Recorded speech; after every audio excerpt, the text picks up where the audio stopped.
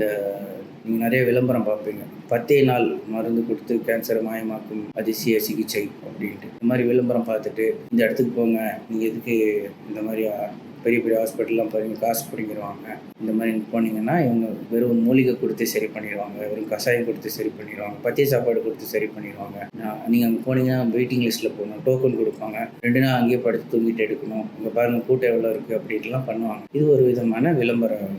இதுதான் விளம்பர மருத்துவத்தை நம்பி போகணும் அப்படின்னா அந்த விளம்பர மருத்துவம் உங்களுக்கு மேலே இருக்கிறது மட்டும்தான் காட்டும்.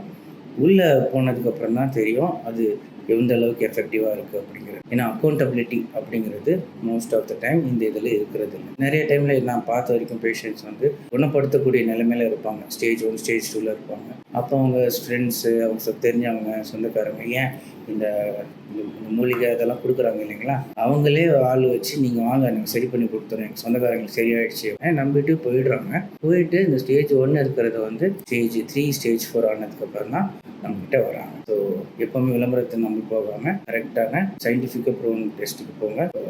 பெரிய ஹாஸ்பிட்டலில் போய் கரெக்டான டெஸ்ட் எடுங்க, அதுதான் உங்களுக்கு நல்லது.